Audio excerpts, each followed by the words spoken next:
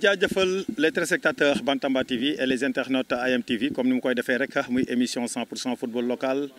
tey nag maa ngi fii ci base bu nekk Wakam fi nga xam ne tey comme ni mu koy waxee rek fa la Union sportive de Wakam maanaam lu ñuy wax rek muy 4e édition saison 2025 muy kids bi nga xam ne dañ koy def rek muy académie Wakam muy académie boo xam ne macha allah depuis 4 ans maanaam ñi ngi def chaque année rek muy fin de ci vacances yi rek ñi ngi def ay kids di def ay ak maanaam di xëcc xale yi.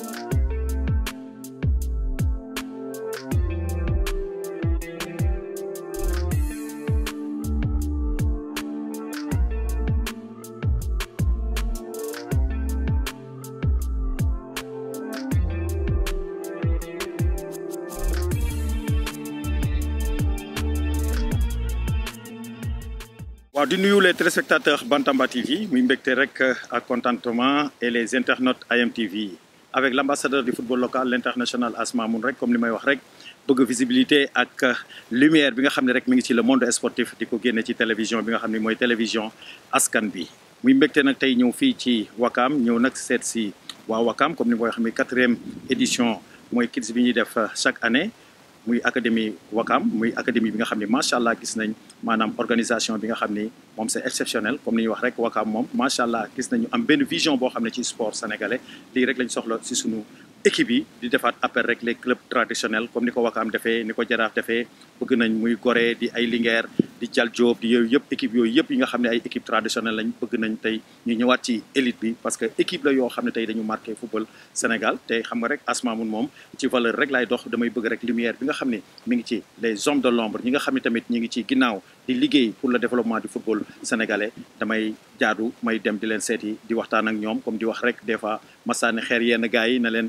la majeure partie rek maanaam ci 2002 lañ xam football Sénégal waaye football Sénégal am na ay ndaanaan yi nga xam ne tey marqué nañ ko te way boobu moom Asma Moun du ma bëgg ñu fay ko moo tax nag ma ciy def loolu ma poussé sax ba ma yore micro parce que di wax ne rek macha allah rek la ñuy wax actuellement nii ci football Sénégal maanaam suñu sañoon nag ñu gën a yokk loxo parce que comme li ñuy wax rek football finance football xaalis football organisation. tey nag ma ñëw seet si ndaanaan bu mag bi le grand capitaine As Dieng ndaanaan bu mag bi l'international kii nga xam ni macha allah gis nañ ko li nga xam ni dafa ko def ci Wakam dafa football Wakam def fi ay preuve am dafa football Wakam yóbbu leen fu kaw a kawe kawe bi mu paree tamit gis ngeen ko ba léegi génnul Wakam il est engagé bëgg rek goxam dem ci kanam l'international maa ngi lay ziar. maa ngi lay dolli di la ziar Asma Moun di la ziar bu wér mbaa yaa ngi am jàmm di ziar képp kuy seetaan si Bantamba TV.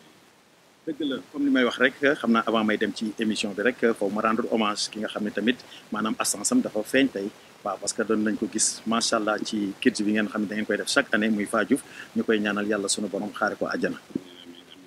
ñu lay sax ma ne Fa Diouf ñun ñëpp ko bokk Sénégal ndese bi ñëpp la metti donc képp kuy Sénégal rek lii ko daal lii ñu daal nii Wakam metti na la donc ñu leen koy dolli jaal bi tamit di leen jaajëfal si lépp loo leen si def muy ñëpp Sénégalais yëpp maa leen di remercier. dëgg la même sax tey d'ailleurs sax tey yaa ngi koy defal benn mémorial di ko def tey sax di ko jouer benn tournant actuellement ni sax ñu ngi koy wàcceel kaamil di ñaan rek kaamil ba lépp lu ñu ko jàng rek ak ñaan ko rek yàlla na ko suñu borom nangu ñu ñëw nag rek ci kids bi muy 4e kids bi nga xam ni waaw 4e édition bi nga xam ne moom la ñuy def chaque année fii ci Wakam tey yan innovation dañuy xaar. waaw kids bi 4e édition moo nekk nii defe naa ne chaque année muy gën a ñuy gën a innover quoi di defar la nga xamante ne toujours day gën a jaar yoon quoi donc cette année macha allah ñun ñi pareegul sax parce que daana ëppali mais peut-être ak examen yeex booy pareegul école tëjugul carrément ak vacanciers yi moo tax bon ñu ngi siy sant yàlla quoi di innovation yi ren mooy que ne coach yi dañuy defar toute la semaine parce que bu jëkkoon c'était mercredi samedi bii dañ ci yokk toute la semaine mardi ak samedi donc pour que rek booy gën a mën a évoluer parce que xale bi boo koy jàngal buy ñëw chaque jour si lay gën a gaaw a dugg que bu fekkee 2 jours la wala benn jour donc loolu mooy innovation bi dañuy yokk jour yi quoi def ko toute la semaine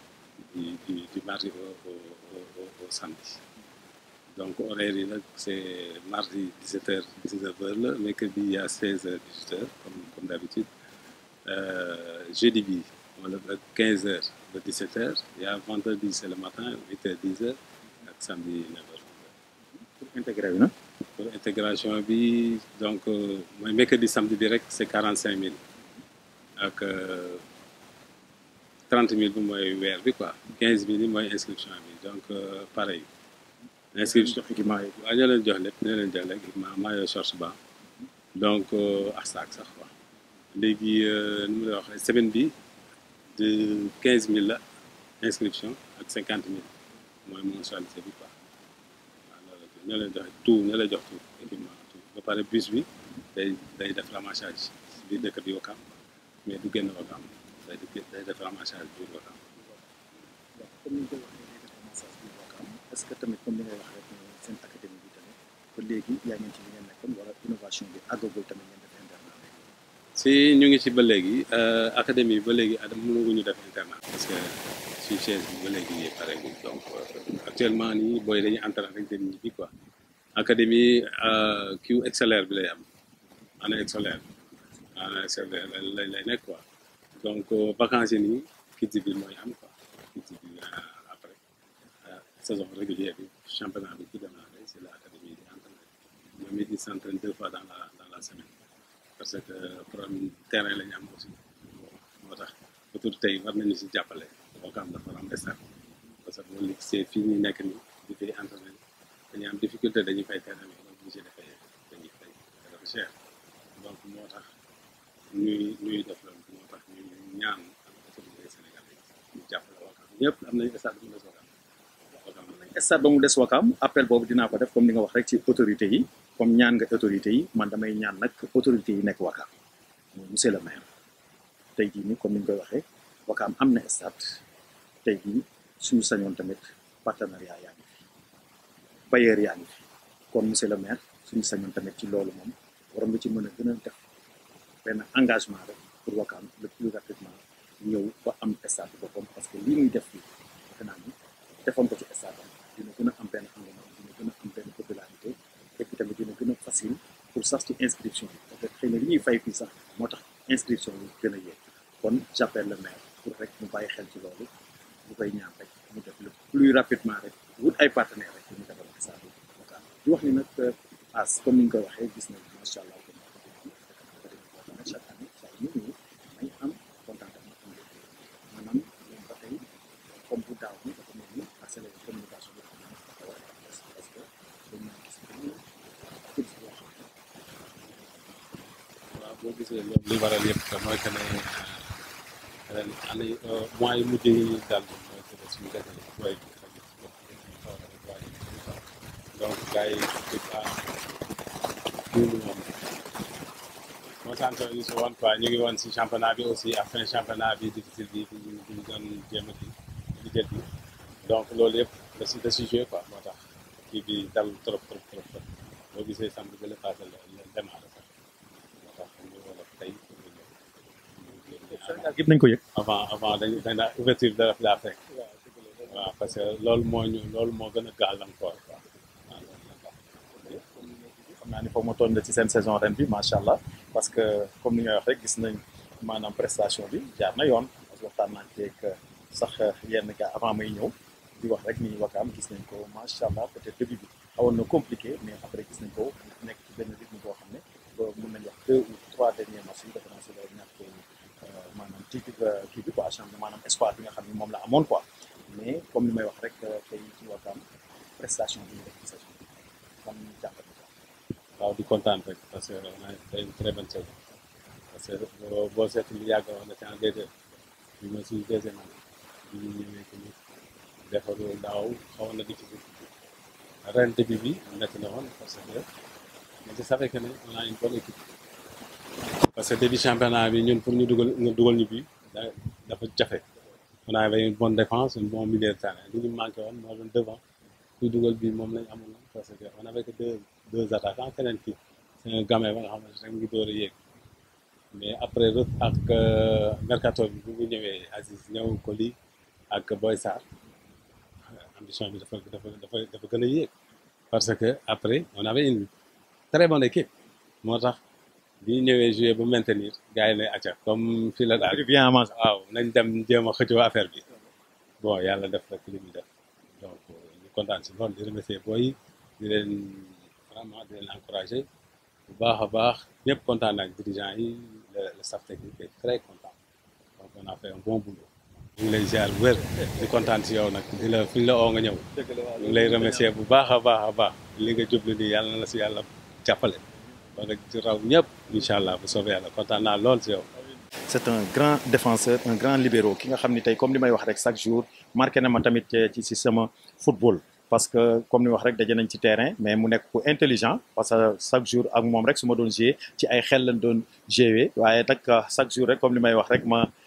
tooñ les Wakaam waa asma man daf leen xawoon sonal trop ci ay rendez-vous yu mag waaw loolu la faw ma tooñ leen parce que comme li ñuy wax rek souvent dañ naan non as suñu bête noire la woon mais loolu lépp nag macha allah maanaam football la rek boo gisee sax ba léegi maanaam dafa rafet relation bi ñu am ak ñoom sama xel dem na ci tamit ci Alfousseynou Sène nga xam ne tamit macha allah nit ku baax la di wax ni rek ndaanaan bu mag bi le grand Wakaam waa ndaanaan foo nga agsi nga ñëw toog ma présenté la kii mooy Diagne l'homme de l'ombre l'homme de valeur ki nga xam ni tey comme li may wax rek engagement vision détermination la am ci goxam ñii lañ soxla ci ay gox Diagne ziar naa la. sëñ As maa lay nuyu donc di nuyu sa téléspectateur yëpp ak internautes yi nga xam ne dañu am chance aussi suivre sa émission incha allah. waaw di wax ne tey da nga mel ni ay deuxième lañ soldé. Samba Ndoye daf ñu war a yónnee waat ay affaire waaw incha allah vraiment c'est quelqu'un boo xamante ne aussi ñu ngi koy remercier donc di ko féliciter si liggéey bi nga xamante ne moom la def ak l'US Ouakam donc ci partenariat bi certes c'est un fils de Ouakam et bu am compréhension sax par rapport en fait ak liggéey bi parce que ni ñu ko bëggee woon globalement je pense que demeegul noonu mais en disant que ne vraiment ça a été jusqu'à présent c'est une très belle initiative donc pour wane peut-être dugguñ ci waxtaan bi mais pour montrer club yëpp il faut que nit ñi am vision xam fan lañ bëgg a dem parce que qu'on le veut ou pas dans le cadre du sport merchandising daf ci am solo et su fekkee ne da ngay woote ne da nga bokk ci club war nga mën a contribuer si produit yi nga xam ne moom la club bi di jaay donc mais on essaiera de voir de quelle manière on peut l'améliorer parce que club bi ñu ngi koy sol mais il faut que nit ku nekk tam sentir fi nga xamante moom nga far nga jàpp ci parce que damay tooñ gars yi ne leen on parle toujours naan club tubaab yi wala soit feneen mais boo seetaani coupe du monde bi rek man dafa am lu bëri lu ma marqué quand je vois les autres pays en fait championnat bi ça se passe aux États-Unis États-Unis dafa bëri émigré Marocains bi ñuy football j'ai vu que y a pas mal de Marocains yu solal maillot Wilane donc loolu benn fee la nga gis yeneen dëkk yi di football da nga gis ne seen maillot sax dañ koy gis ci dëkk bi ñu ko fay jaay et ñun war nañu mën a pousser suñ bokkee ci club ku mënti doon nga war a jënd benn article sax pour sa équipe su dee t-shirt la su dee kawas la donc su dee maillot la su dee casquette la donc dina mën a contribuer club bi sax am dara et dina mën a permettre aussi emploi local bi ñu war ko mën a gën a développer donc loolu parenthèse la pour montrer ne en fait merchandising dafa am solo ci sport parce que ça fait partie en fait si ñi nga xamante ne mooy may club xaalis et club bu mën a jaay 1000 maillots donc à 12 000 1000 maillots à 10 000 francs donc c'est de l'argent jarul xeeb et donc club yu bëri fi am nañ capacité wu donc war a mën a jaay loolu mais progressivement nit ñi aussi am habitude au lieu d'aller acheter en fait un maillot de Paris Saint-Germain du Barça pourtant à 45 000 francs moi je préfère porter toujours le maillot de Ouakam donc man du ma sol maillot beneen club man maillot Ouakam laay sol jaral na ma jënd ko su ma si dépenser sax xaalis bu bëri ma jënd ko moo ma gënal et je dis aux autres aussi il y a des gens qui te demandent même maillot wala soit dara et aussi que les gens aient la en fait culture bi xam ne progressivement maillot kenn waru ko mën a maye boo bëggee contribuer si club da ngay jëndi donc loolu vraiment avant ñu commencer c'est parenthèse la boo xam ne waroon naa ñu signaler ko xam ne loolu bokk na li tax football bi développé incha allah.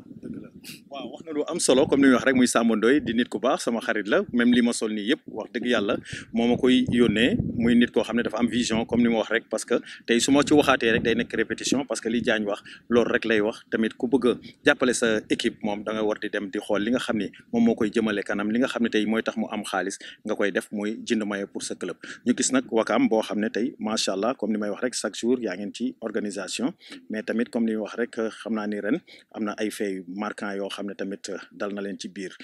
ci biir saison bi mais tamit gis nañ rek ngeen costaud ba nga xam ne def ngeen une belle saison. waaw parce que foofu moom événement bi nga xamante ne moo ñu gën a marqué cette année-ci c'est le fait de perdre en fait une personne boo xamante ne qui nous est chère Fadiouf donc vraiment bokk ci ñun bokk ci club bi donc def classe am yëpp à l'US Ouakam à l'exception par exemple année bi mu fi jógee en fait 2018 dem Jaraaf ñëwaat et vraiment di ko ñaanal yàlla yeesal njëkkal ci kawam et encore une fois di ko jaalewaat Ouakam gi yëpp parce que Fadiouf duñ ko mën a fàtte. Donc c'est quelqu'un qui a marqué en fait le club. Donc parce que bi mu newee cadet junior ba senior il a été toujours capitaine c'était un jeune leader qui a été toujours là donc qui a pu contribuer toujours en fait pour le développement donc du club. Donc loolu vraiment lu tragique la loo xamante ne vraiment ñun ñëpp ba léegi xaw nañu affecté mais terewul ni nañ yàlla suturaal nañu aussi ñu jéem a def de sorte qu'on parvienne à surmonter cette situation.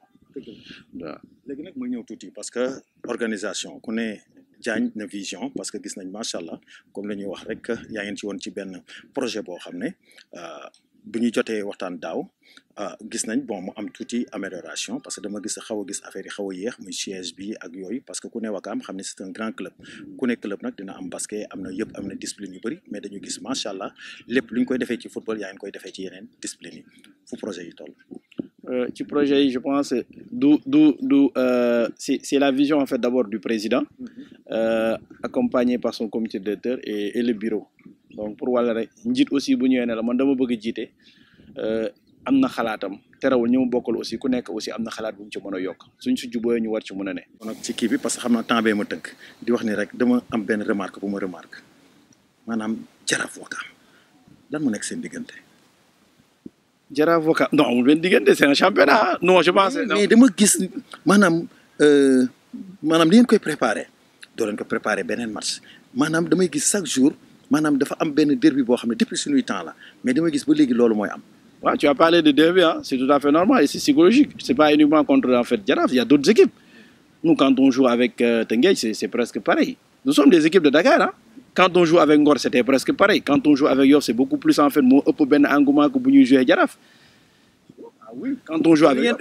mais match bi passé li ma gis. Yoff a été en L1 on a joué en fait ñaari at yooyu noonu mooy match yi gën a métti man ma dalee seetaan football ci Ouakam Ngor am na benn période mu ngi foon ñu daje aussi c'était des matchs difficiles et c'est tout à fait normal c'est voisinage bi moo koy créé beneen bi qu'on le veuille ou pas l'US Ouakam en fait c'est un club qui est là qui essaie toujours en fait d'exister qui est dans l'élite ku mu mun di footballal ñun xam nañu day métti y a d'autres clubs que peut-être vous n'avez pas cité mais suñuy joué ñoom toujours c'est comme ça.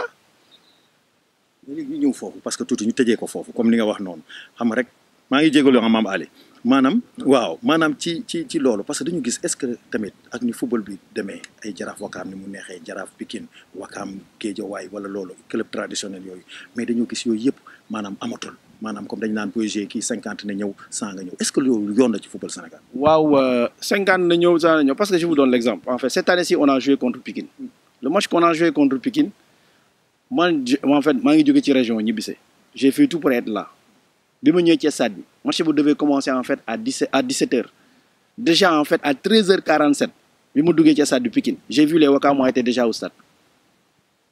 du contre Jaraaf mooy leen nit ñi dañ bëgg a expliquer woon contre Jaraaf suñu match contre Pikine tous les Ouakamois étaient presque au stade à 14h30 un match qui devait débuter à 17h30 peut-être le constat vous l'avez pas fait le stade était déjà plein Ouakam yi ñëw sax ñenn ñi dañ mujjee ñibbi bi ñuy yéeg en L2 les gens n'ont pas fait aussi la remarque du jour qu'on jouait en fait contre Walidane le stade était plein déjà en fait à 15h30 et il y avait que des Ouakamois ñu bëri dugg ñu bëri parce que ñu ngoon ci biti donc pour vous dire que am na foo xam ne bu ñu fa tolloo ñun xam nañ suñu club bu baax xam nañ ñan lañ ko organiser le seul en fait ce qu'on déplore c'est quoi yaa ngi ko wax léegi nii c'est en fait sur le bu ñuy jouer stade yi contre Jaraaf on a demandé aux Jaraafman de venir en fait avec 50 personnes on sait le pourquoi ñun am na lu ñu traversé Jaraaf nous avait demandé l'année prochaine en fait l'année dernière de venir avec 150 personnes on a préféré ne pas partir yóbbu équipe bi rek mu dem football yi yàlla sutaal ñu ñëw ñibbi sax suñu mel ne nul biñ leen ko demandé biñ ñëwee retour on a demandé mais malheureusement cette année-ci on les a demandé parce que c'est un problème de sécurité il faut que nit ñi ñeme ko tamit football li ci jiitu mooy sécurité mu ne environnement cadre bu baax nit ñi ñëw football see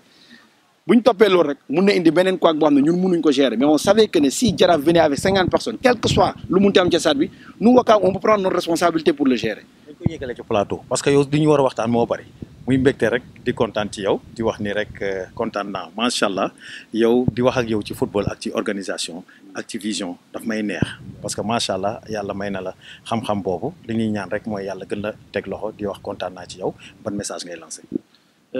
di la remercier encore une fois et di saluer aussi liggéey bi nga xam ne moom ngay def nii donc le fait de descendre à la base rencontrer les clubs rencontrer ñi nga xamante ne bon ñu ngi jéem a liggéey di jéem a góorgóorlu parce que quoi qu'on se dise c'est une passion qu'on est en train de vivre beneen bi lu mel ni Wakaam moo am feneen ñenn ñi aussi patrimoine la boo xamante ne ñun ñëpp dañu am droit pour mën ko préserver yóbbu ko foo xamante ne ñeneen ñii ñëw duñ sonn et donc parce que ñii na ci biti wala xamuñ dañ xalaat ne football bi gars yi dañuy daw nii rek tëñëx tëñëxi mais am na lu xam ne organisation wala en fait ni ko gars yi di organiser c'est bien structuré mu permet leen ñu mën a xool nan lañ war a mën a demee ce qui reste en fait c'est l'accompagnement qu'on attend toujours. Je donne l'exemple de Wakam. Nous avons besoin de SAD depuis des années. Dans le département de Dakar, en fait, c'est Wakam vraiment SAD. Et nous sommes en fait actuellement, du moins club traditionnel, mais si commune, nous sommes club commune qui est titré. Mais malheureusement, jusqu'à présent, on n'a pas l'accompagnement qu'il faut. Le terrain, là où on est en train de s'entraîner, heureusement, on a un bon partenariat dans le cadre Armée et Nation. Wakam Armée non là, nous permet de mais vraiment, on voudrait qu'on soit accompagné d'abord en termes d'infrastructure. L'accompagnement qu'on attend, la Ligue de la Fédération, on était en train de le dire, ci club yi dans la discipline dans l'organisation mu am ñoo xamante ne dañ am ñu leen di tette di leen accompagner nga xam ne dina wàññi violence dina mën a permettre nit ñi xam football bi la moo ci ne parce que day créer toujours ay doute parce que am na ñoo xam ne maîtriser wu règlement yi maîtriser ni organisation bi tu l'as dit tout à l'heure est-ce que nit ñi war nañ mën a football match ne yow bul ñëw kii na ñëw kii di ñëw te boo seetloo il y a 4 ou 5 clubs qui le font actuellement te nit ñi rendre si compte dafay gën a continuer bu ñu ko bàyyee noonu donc di remercier encore une fois di souhaiter football bi yàlla dugal lu sutur lu ñu si équipe nationale du Sénégal qualifiée ñu jël coupe d'Afrique incha allah. kontaan naa ci yow. comme ni ñu koy defee rek l'ambassadeur du football local l'international Asma Moun comme ni ñu koy wax rek muy 4e édition Kids saison 2025 avec l'académie de Wakam di am mbégte rek tey comme ni ma koy waxee rek toog ak nag un parent ki nga xam ne tamit doomam mi ngi fii ci académie bi mais doomam nag jigéen la mooy mbégte rek ak contentement ñëw rek di def rek émission ak yéen bonjour. Bonjour. di wax ne rek gis nañ la macha allah nga ñëw ànd ak sa doom indi ko ci académie Wakam bi lan ma waral loolu. Ah bon, il se trouve que bon, c'est la période des vacances, il faut occuper les enfants. Bon, et bon, la municipalité de Wakam, quand même, il faut saluer la politique sportive mise en place depuis quelques années. Parce que c'est vrai que c'est la 3e édition, il y a aussi le basketball. Bon, il se trouve que moi j'habite dans la cité qui est derrière, la cité Wakam Aéroport. Donc bon, on dispose du Kangas, bon, qui est mis à la disposition du club. Et il faut dire que l'infrastructure quand même est idéale. Bon, moi il se trouve que je n'ai que des filles. Là c'est la 2e fille, mais j'ai l'aînée voilà, qui s'est inscrite. Et bon, c'est une manière pour elle de découvrir le football, vraiment, la pratique du football, parce qu'elle en fait à l'école, mais bon. Et puis, moi, je suis étranger, bon, sa maman est d'ici, elle est sénégalaise, bon, mais il se trouve que j'ai la volonté quand même qu'elle s'intègre bien à la cité sénégalaise. Et difficile, en tout cas, de passer à côté du football. Donc, bon, bien qu'elle ne soit pas initialement très motivée, bon, je lui dis, écoute, c'est pas grave, il y a beaucoup de garçons, mais il faut venir, c'est ouvert aux filles. C'est la politique sportive mise en place, c'est-à-dire que voilà, c'est un camp d'été qui est organisé, qui est accessible au plus grand nombre, et notamment sans distinction de sexe. Donc voilà, pour l'instant, il n'y a que 2 filles dans le groupe, mais il y a une très bonne intégration, ça se passe très bien, et je crois que bon, voilà, nous les parents, on est très contents, et il faut vraiment saluer la politique sportive de l'US Wakam, tant au niveau de l'équipe première au football, mais aussi au basket, mais que aussi pour les petites catégories, pour initier les enfants au sport, à la pratique du sport, avec des encadreurs qui donnent toute leur bonne volonté pour que les enfants puissent vraiment découvrir la pratique sportive et prendre goût. ñaata at nga def fii Sénégal. Ah, depuis plus d'une dizaine d'années. Hein. nañ wax wolof léegi parce que tu t'exprimes en français maintenant en wolof. Ah mais sama wolof bon. bokkul trop. waaw làkk wolof quoi. làkk wolof. mais dégg nga quoi mais mënoo exprimer bu baax quoi. non. merci kontaan nañ ci yow. waaw maa ngi kontaan trop maa ngi sant gërëm ñëpp l'Union sportive de Wakam la municipalité de Ouakam bon mbokki Ouakam quoi. kontaan nañ ci yow jërëjëf. noo tudd yow. Issa Faye. yaa ngi jàng baax. mën nga ma wax note yi ba xam baax na ren. waaw baax na. ñaata nga am nag. ñaata nga am ci note. moyenne am naa 15. 15 ban école ngay jàng. Mamadou Binta. Mamadou Binta bi nekk Karak. waaw. waaw. yow noo tudd. Amadou Babassi. Amadou Babassi. waaw. yaa ngi jàng. waaw. naka note yi ren. Moyenne en maths j'avais 19. Maths 19 là. On a une moyenne de 15, 16. ban école ngay jàng. CEMAD. ñaata at yaa ngi fii ci académie. maa ngi ci académie depuis 4 ans. depuis 4 ans. oui. kon yoo xam ne coach yëpp fii. waaw. daanaka kon bi académie bi tijjee ba léegi yaa ngi ci. waaw. lan moo la marqué ban souvenir nga am ci académie bi. J'ai beaucoup de bons souvenirs ici, surtout sur les coachs. Mes premiers coachs, Pascal et Fayadjour.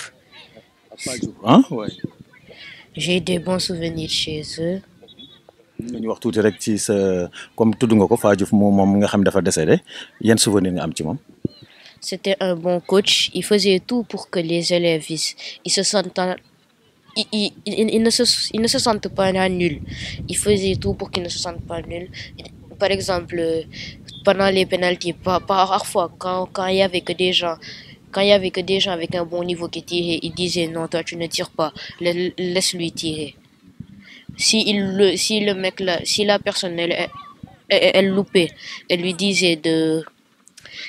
elle le réconfortait. Milieu. Milieu. Comme ngeen souvenir nga am fii ci académie. barki dem laa commencé di. barki dem nga commencé. fan nga dëkk fii Ouakam. samedi passé laa commencé. waaw. léegi dama bëggoon rek après comme seen ay xarit ñoo fi nekk ban message nga leen di envoyé.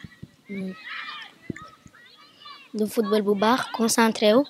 ak di suivre coach yi entraînement yi. man waaw may jàng. ban classe ngay def. CM2. def ngeen entrée en sixième ba pare. waaw. am nga. waaw. félicitations. merci kontaan nañ ci yow. merci. ban souvenir nga am ci académie bi.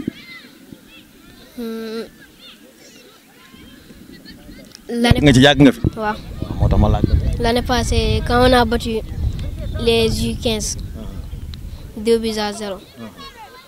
quand j'avais attrapé un penalty. loolu daal moo la gën a neex. ci coach yi tamit coach yi nekk fii tey jii nii yan souvenir nga am ak ñoom. Coach Khali, il m'a aidé à progresser, tout ça. Fadjouf xamoon nga ko. waaw. yan souvenir nga am ak moom. Il m'a entraîné, il m'a aidé sur beaucoup de choses. li comme ni koy waxee rek muy 4e édition mooy Kids saison 2025 muy académie Ouakam comme ni mu koy waxee rek ku ne Ouakam nag ne le capitaine muy Christian Pascal Diatta muy ki nga xam ne tey macha allah gis nañ ko championnat bu mag bi nga xam ne def na ko ren di wax ni Pascal ziar naa la. waaw maa leen di ziar waa Bantamba TV di leen nuyu di leen remercier si ñëw bi ngeen ñëw seet si ñu quoi. dëgg la merci comme ni ma koy waxee rek bi mooy 4e fois defe naa may ñëw fii ci seen Kids bi chaque année dinaa ko couvrir tey nag am na loo xam ne nag dama fi kooku remarqué muy benn absence bu mag a mag muy Fadjouf bi nga xam ne dafa génn àdduna bi ma mujjee def defe naa ni mi ngi ci woon tey ban sentiment nga am ci loolu. waaw man en tant que ku ko jege woon laa comme bi nga ko waxee léegi nii bi mooy 4e édition bi depuis première édition bi maa moom ñoo fi nekkoon 4e édition bi neew fii c'est vrai que c'est pas pareil. C'est pas la même chose maa moom ñoo yoroon catégorie benn di ko coacher ak yooyu noonu absence am moom sentir naa ko bu baax a baax man étant donné que jour US Ouakam la te maa moom ñoo newoon ci équipe bi aussi donc déjà depuis foofu noonu rek c'était un peu compliqué pour ñun équipe bi absence am parce que moo newoon capitaine u équipe bi donc perdre quelqu'un comme ça c'est extrêmement difficile waaw. dëgg la comme ni ñu koy waxee rek ñu ñëw nag ci Kids bi ñu ngi ci 4e Kids bi comme ni ñu koy waxee rek tey mën nañ est-ce que xam naa ni comme ni ñuy wax rek chaque année da ngeen di innover mais ren est-ce que li ngeen doon xaar par rapport ak daaw gis nga ko. bon man maa ngi door a ñëw tey parce que voilà saison bu mu jeexee ba léegi dama doon dalu tuuti le temps que may reprendre job bi tey laa reprendre entraînement yi ak booy mais je sais pas trop mais j'ai l'impression que nombre bi xaw ma xanaa peut-être as moom dina gën a mën a tontu ci loolu waaw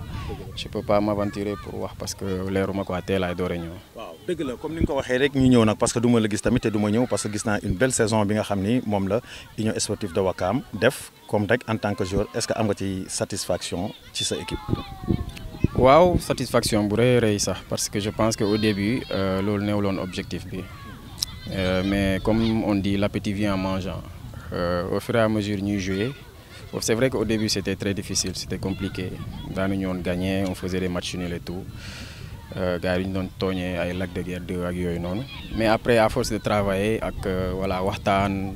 xam nga cohésion de groupe bi ak yooyu noonu, ça a fini par payer. Après petit à petit ñu commencé di retrouver wu di gagner match yi enchaîner nekk ci benn dynamique bu baax a baax. Par la suite événement boobu noonu ñëw dal ñu comme ni ñu ko waxee léegi nii la perte de quelqu'un qui nous est vraiment très cher le capitaine de l'équipe Fadiouf Ndiaye. Après voilà loolu c'est vrai que ça a affecté l'équipe, ça nous a un peu cassé le moral mais le club a tout fait pour essayer de nous motiver à nous indil ñu benn psychologue mu ñu def ay séances. Ak science yooyu noonu ça nous a beaucoup aidé aussi à au moins je dirais pas que ñëw niveau bi ñu nekkoon mais au moins à tenir pour pouvoir terminer la saison. ni ñu koy defee rek muy 4e édition Kids maanaam académie Union Sportive de Ouakam comme ni ñu koy defee rek ñu koy defee fii ci base bu nekk Ouakam bii nag muy sama 3e fois ma ñëw fi nag di ko couvrir comme ni ma koy waxee rek maanaam bi ma ñëwee tamit am na benn absence bu mag boo xam ne tamit dama ko fi remarqué muy Fadiouf bi nga xam ne tamit moo génn àdduna di ko ñaanal rek yàlla sunu borom xaare ko àjjana Koso Ali ziar naa la. lay ziar bu baax di am contentement bu baax di la remercier aussi gis nañ sa taxawaay si football bi ñu ngi lay suivre à travers émission yi ngay def bon di rafetlu loolu waaw comme ni nga ko waxee rek bon ñëw nga fi bu may 4e fois ren moom am na benn affaire bu si xaw a ñagas mooy absence bu Fadiouf d'ailleurs sax tey sama gars yi dañ ko war a defaral benn mémorial tey si kanam nii incha allah ñu la ancien jaraaf yi sax ñoo war a daje waaw ñu ñaanal ko instant yi nii ñu ngi këram nii di wàcceel foofu kaamil bon ñu ñaan yàlla lépp lu ñu fa ñaan yàlla na ko yàlla nangu yàlla xare ko àjjana waaw. jërëjëf Coach Ali comme ni nga ko waxee rek yàlla na ko sunu borom xaare àjjana ñu ñëw nag ci 4e Kids bi gis nañ macha allah chaque année ngeen koy def. par rapport ak année bi passé ban amélioration nga ci gis. bon bi mooy 4e édition bi par rapport ak année yi passé organisation bi gën na am par rapport ak année yi passé aussi ren ji effectif bi dafa xaw a wàññeeku tuuti xam naa peut-être début bi la waaw mais d'habitude mois d'août bi mooy doon pic bi waaw mooy si la ñi di gën a bëri mais maanaam qualité bi mi ngi gën a ñëw par rapport ak avant waaw nga avant nii da ngay gis boo nga xam ne seen parents da leen indi nii rek pour ñu occuper wu mais léegi bëri na si ñoo xamante ne seen parents da leen indi pour ñu commencer am base football bi waaw fondamentaux yi te depuis année bi yëpp pratiquement même gos yi ñoo fi nekk donc da ngay gis ne booy ñu ngi techniquement ñu ngi ñëw ndànk-ndànk quoi am na si ñoo xam ne début bi ñu fiy door a ñëw mënuñu woon sax dóor bal mais léegi ñu ngi commencer jouer xam nga loolu moom ñu ngi koy magnifier bu baax loolu année bi moom am na fi bu baax. métti na de di entraîner xale yi. métti na trop waaw loolu moom mais macha allah bon préparé wu nañu si loolu d'ailleurs nit ñi fi nekk ñëpp ku si nekk am nga sa licence D donc loolu mooy suñu base loolu mooy suñu opération yoo xam ne mën nañu war a def fii donc préparé wu nañ si quoi. comme ni ñu koy waxee ban message ngay lancer les joueurs yi nga xam ne tamit ñu ngi ci championnat Sénégal parce que pour di teel a jug ci seen ay reconversion comme li nga wax comme bu ñuy jouer bu ñu déggee tamit mu am comme ñi ngi exercer mais bu ñu déggee ay stage tamit defe naa ne war nañoo mun a dem defi ay stage parce que dañoo xam ne rek football comme ancien joueur moom en général course lay mujjee mooy pour nga gagner temps pour teel a am licence yi. waaw kañ gis nga mi ngi noonu football bi soo xoolee carrière footballeur dafa gàtt trop surtout Sénégal gars yi chaque jour sama gars yi lu laa leen wax fi football dafa metti xam nga donc da ngay teel a préparer sa reconversion xam nga soo amee possibilité def stage yi demal nga def du lu yàqal dara si sa carrière waaw mën nga di jouer si championnat di entraîner sa stage demee nga dem après su saison bi jeexee mën nga exercer camp de vacances léegi bëri na xam nga au moins di nga fa am benn weccit di nga fa am beneen occupation boo xamante ne nii ba léegi yaa ngi si cadre football bi te tey su yàlla defee réussir si football bi aussi mën nga dem coaching bi léegi day fay xam nga licence D licence C loolu yëpp na ko gars yi et puis fédération nañ jàppale anciens joueurs yi aussi parce que déroulement licence dafa xaw a yéex. le directeur technique national ngay wax. loolu moom am. nga lancé message bi. nga lancé message bi surtout anciens joueurs yi. parce que des fois ñu si bëri dañuy am licence D balaa ñu def licence C day yàgg. et puis dañuy jékki-jékki benn instant abandonné. xam nga découragé waaw duñu mën a avancer. et puis soo avancé wul benn instant da ngay stagné soo stagné soo su yàggee da ngay jékki-jékki toog donc licence C bi nañu si gars yi dimbali. waaw su passage yi mënee gaaw mu gaaw. non loolu moom dinaa def appel le directeur technique national muy Mayacine Mar encore une fois xam naa def naa 1000 appels waaye bëgg rek nga jël ci benn rek jox ma ci nopp bu baax bi parce que tey comme ni ñu koy waxee rek xale yi comme ni ñu ko waxee léegi joueurs yi même am na ñi nga xam ne ñi ngi jouer championnat Sénégal mais ñi ngi dem ci coaching pour préparer seen reconversion kon nag loolu nag yow mi nga xam ne lañ dénk suñu football ngay directeur technique national kon soo mën a jàppale xale yi pour stage yi ñu koy def tamit dina baax parce que moom moo gën parce que stage boo defee licence D di nga exercer mais boo defee licence B tamit da nga war di exercer comme ni may wax rek boobu tamit ñuy xool du question favoritisme mais dañu bëgg tamit ñi nga xam ne la ñuy woo pour ñuy def stage yooyu ñuy xool ñi nga xam ne ñi ngi ci terrain yi ñi nga xam ne ñi ngi entraîner xale yi loolu tamit da ciy baax mais am na ñoo xam ne dañ koy def ba pare jël diplôme bi teg ko ci salle bi mu nekk kii te exercer wul kon nag ngeen bàyyi xel ci loolu xam naa ni sax damaa bëri wax rek mais xam naa ni ci loolu nga nekk di wax ni rek message bi nga xam ne rek da nga koy sànni waa ak Wakaam waay. bon di remercier waa Wakaam yëpp par rapport ak saison bi passé bi ñu def sentir nañ seen taxawaay bu baax jàpp nañ ci équipe bi. gunge nañu équipe bi ba au dernier moment yàlla def li gën bon benn instant amoon nañu ambition jël championnat bi mais yaakaar naa ne su ma suñu nax jaraaf moo nekkoon tournoi bi boobu suñ ko gagné woon. leen jaraaf. non du ma bàyyi jaraaf damay wax sax bii aussi la bii revisé boobu mooy tournoi championnat bi boobu match boobu suñ ko gagné woon heure bii bon mën nañu am yaakaar bon di ñaan aussi gars yi préparer saison déwén bi. mais dugg nga foofu parce que comme li nga wax noonu Ali nga baal ma ci loolu parce que dugg nga ci comme bii boobu parce que gis nañ match yu bëri la du see xam man gis nañ waaw bii bi nga xam ne refusé nañ lañ ko gis nañ penalty bu ñu refusé Jaraaf gis nañ ko ci yeneen match tey jii nii tamit appel boobu ci côté arbitrage bi tamit est-ce que jotul tamit ñu xoolaat ko bu baax a baax. si arbitrage bi moom ça fait 2 ans ngi nii fin saison bi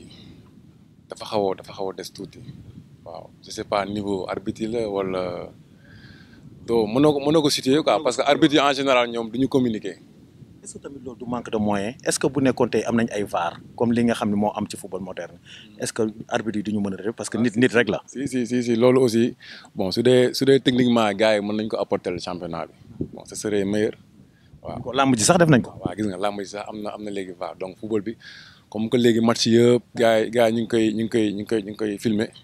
donc benn instant dina baax yenn décision yi gars yi dem consulter VAR parce que am na décision yoo xamante ne nii bon da lay coûter lu bëri xam nga comme bii boobu noonu tey mën naa wax ne coûter nañu championnat bon ak yeneen. di wax ni rek nii la mu nekkoon rek émission 100% football local ma ko doon def ak académie Wakaam comme ni ma koy waxee nag xam nga nag moom académie boo ciy wax mënoo ci bañ a wax tamit équipe Wakaam parce que prestation bi mu def ren macha allah dañ ci am mbégte di wax ni rek Asma mu nag nii rek la koy defee di leen jox dig daje rek ci beneen émission jërëjëf kontaan naa ci yow.